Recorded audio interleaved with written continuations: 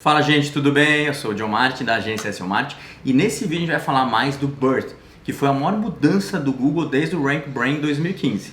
E segundo o próprio Google, foi um dos maiores saltos aí na história da pesquisa. E como a gente recebeu muitas perguntas sobre o assunto, eu acabei colocando elas mais ou menos numa ordem lógica e a gente vai estar passando todas as perguntas que foram enviadas e respondendo uma por uma junto com a apresentação. Então vamos na primeira pergunta, né, que é o que é o BERT de uma maneira simples e objetiva? E é um pouco difícil falar de uma maneira simples, né, porque é um negócio super complexo. A gente vai tentar facilitar para vocês. Então, basicamente, o Google ajustou o algoritmo para entender melhor o processamento de linguagem natural, que é o jeito que a gente fala, tá?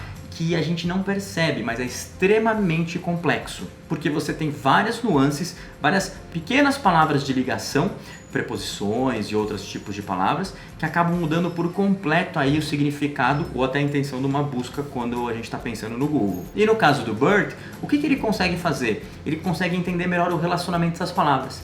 Então, quando você faz uma pesquisa, por exemplo, ou no seu conteúdo, o Google consegue entender melhor não só as palavras-chave principais, mas o relacionamento entre as pequenas palavrinhas, né? De, para, onde, donde, etc, né? Então é super importante porque ele vai ter um entendimento muito melhor do conteúdo e ele vai também entender melhor o jeito que os usuários pesquisam e aí ele vai conseguir sincronizar os dois para oferecer resultados mais eficientes para o usuário, né? E em teoria, o BERT não vai estar ativo para todas as pesquisas, porque a gente faz muita pesquisa de uma maneira mais simples no Google, né? Pesquisas de marca, então muitas vezes você faz uma pesquisa no Google BERT, ou seja, super simples e objetivo.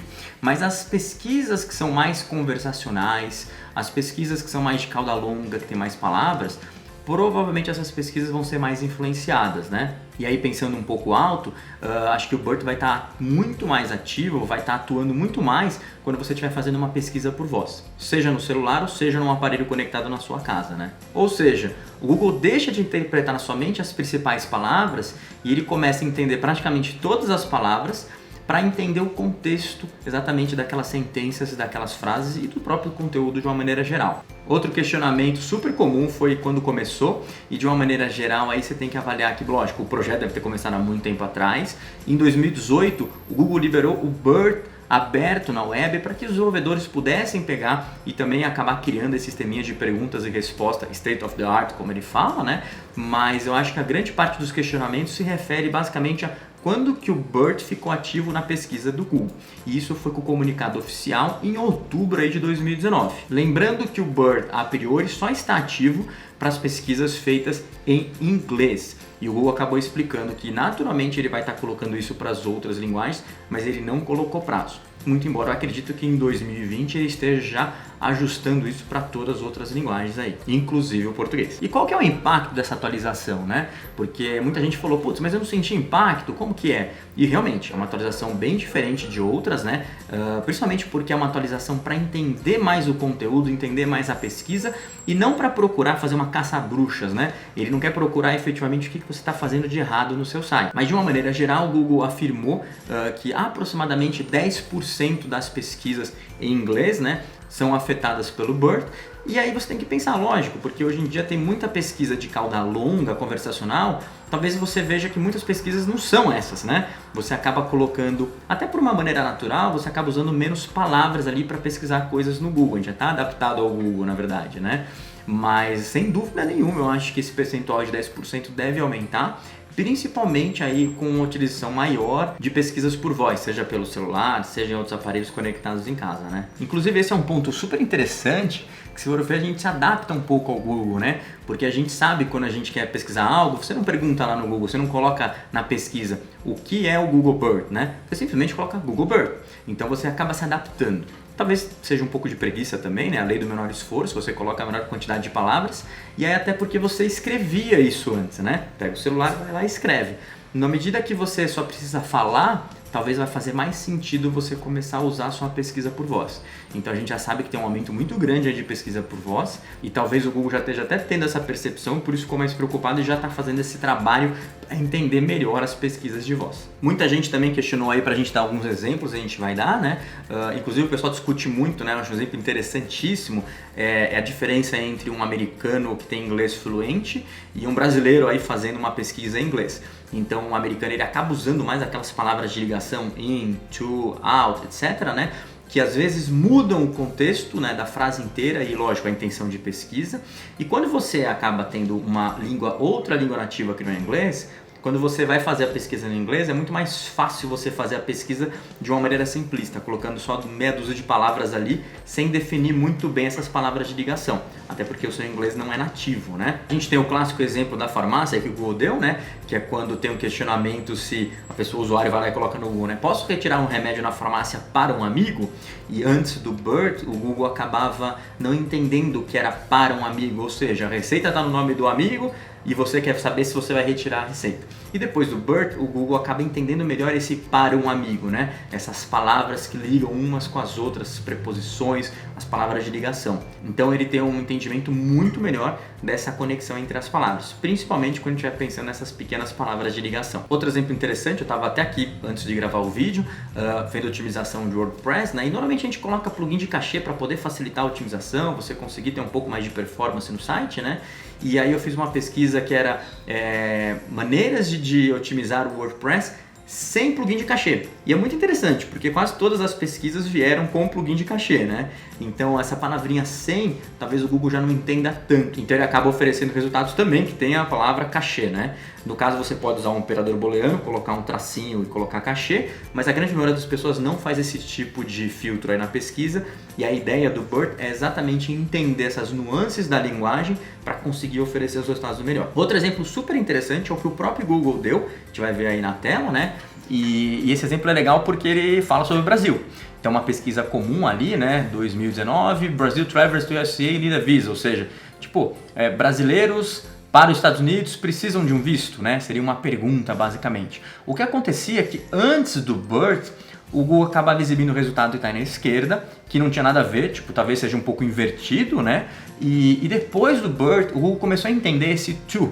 Então ele começa a entender que é Brazil Traveler, ou seja, o brasileiro, né? Que vai para os Estados Unidos, ele precisa de um visto. Então olha só que no resultado, depois o Google acaba exibindo aí a página do consulado americano aqui no Brasil, né? Que aí sim vai ter todas as informações pertinentes para essa pesquisa. E alguns ainda perguntaram efetivamente, né? Mas o que significa BERT, né? Então BERT é a sigla em inglês, né? Para Bidirectional Encoder Representations from Transformers. E aí, se você for traduzir para o português, alguma coisa como representações codificadoras, né? Bidirecionais de transformadores. Ah, beleza, agora ficou fácil, né?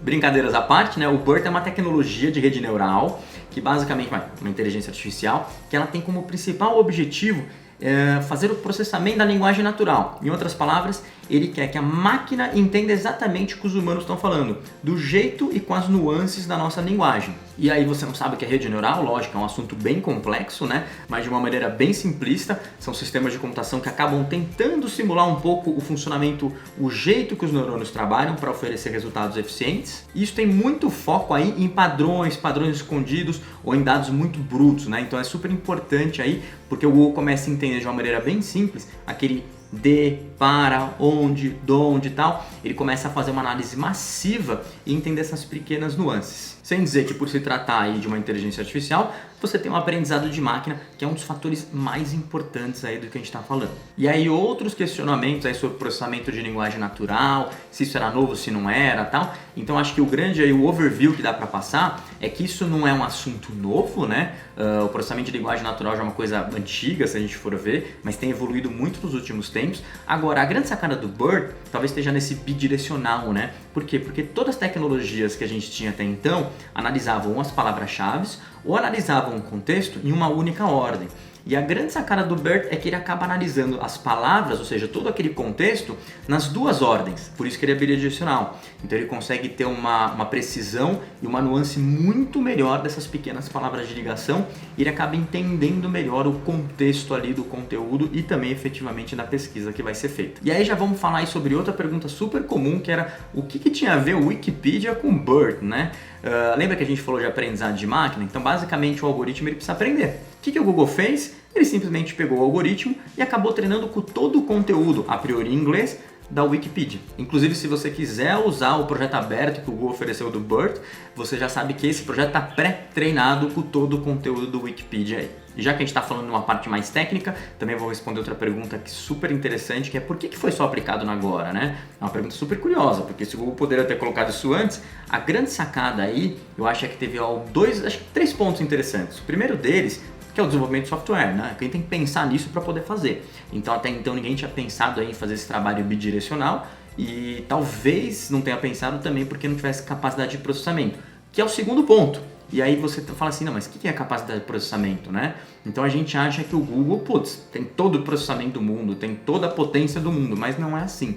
Então assim, para aplicar o BERT, só para vocês terem uma ideia, o Google foi obrigado a desenvolver um novo equipamento na nuvem, que é os TPUs que eles chamam, né? Cloud TPU, que eles falam, né? E por que isso? Porque de uma maneira geral, ele exige mais capacidade de processamento. Lembrando que capacidade de processamento é custo, né? Porque você precisa investir ali em processadores, em capacidade de infraestrutura, você precisa investir muito dinheiro para conseguir isso. De uma maneira bem simplista, imaginar que você tem um computador um pouco mais velho, né, e você quer editar uma imagem, e aí você clica e abre no Pen, por exemplo, ele abre super rápido, você consegue editar, mas não consegue fazer nada muito bonito, né? Mas aí você vai tentar abrir aquela mesma imagem no Photoshop. E aí você demora para abrir, o programa demora para responder, né? E em muitos casos, se o computador for um pouco mais antigo, ele nem vai abrir direito aquele Photoshop.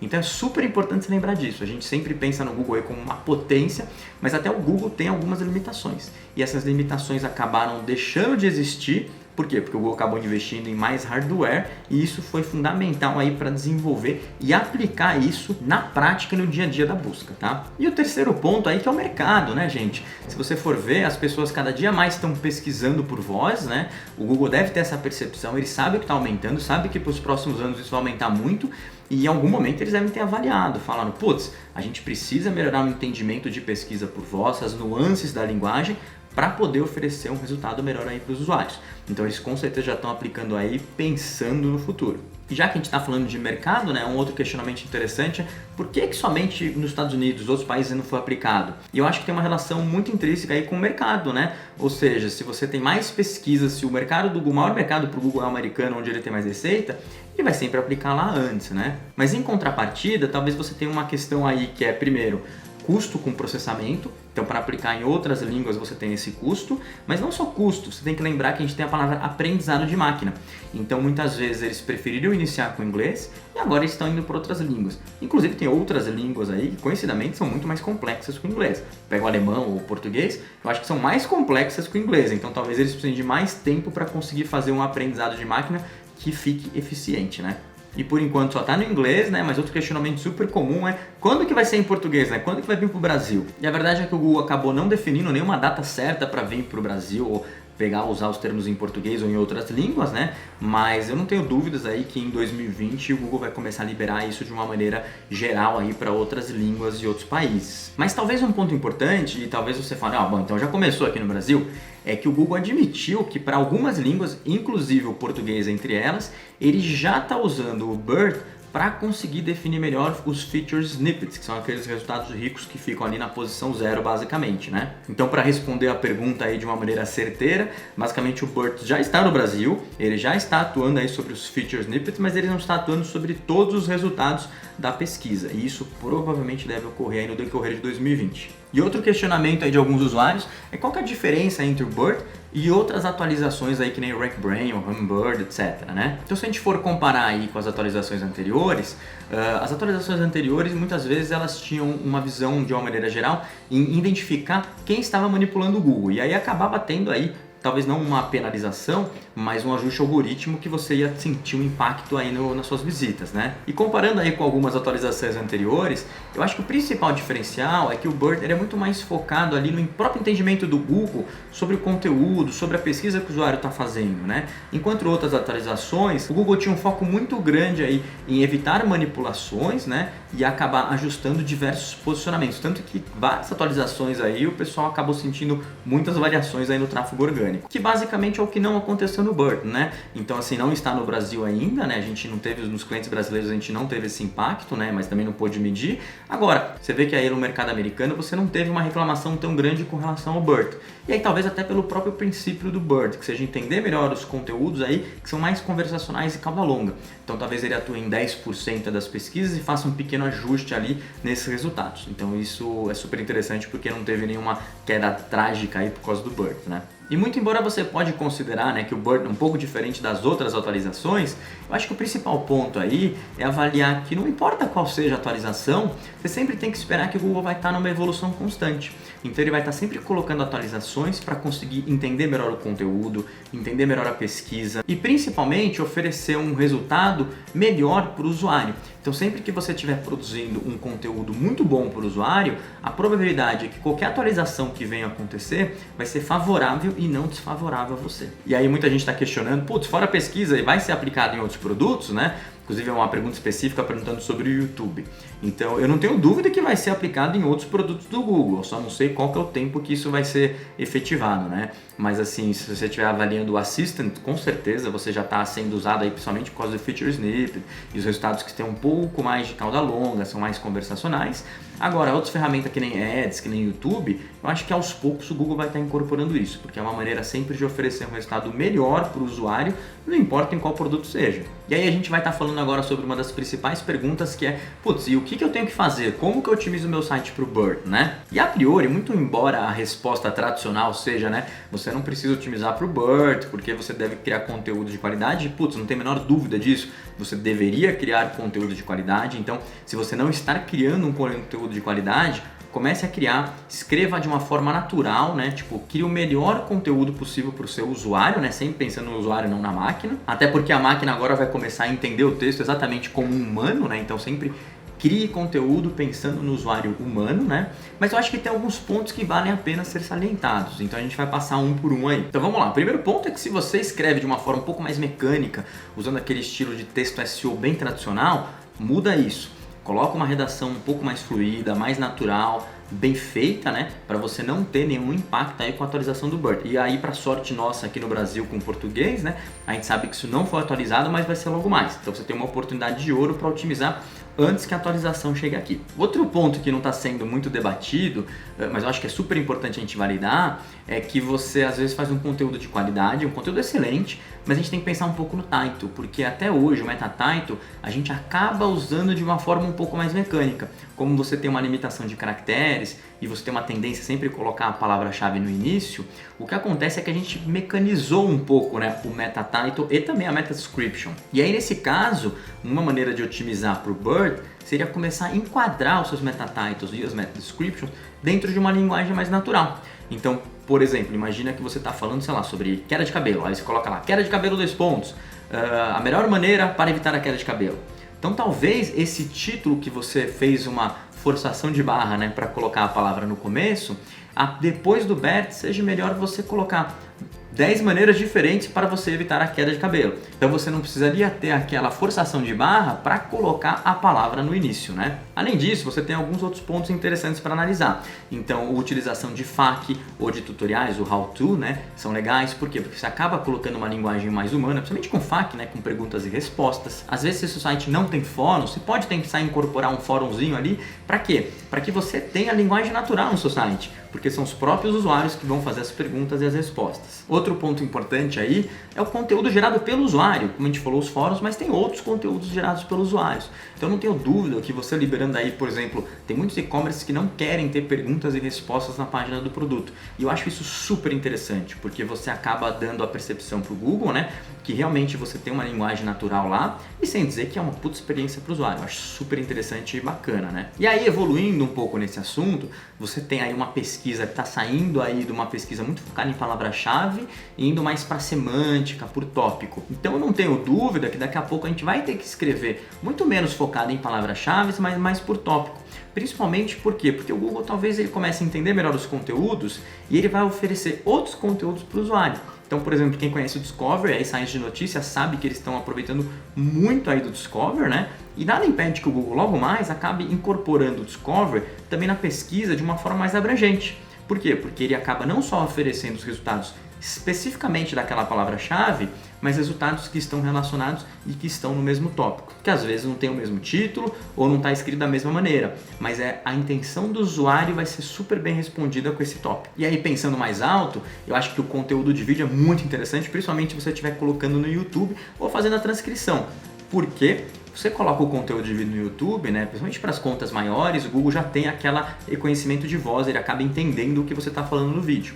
Então, na medida que ele começa a entender a pesquisa, na medida que ele consegue entender melhor esse conteúdo e ainda ele vai reconhecer voz dos seus vídeos, ele provavelmente vai começar a oferecer mais conteúdo de vídeo aí para os usuários. Então, acho super legal aí em 2020 você pensar realmente em ter mais conteúdo de vídeo.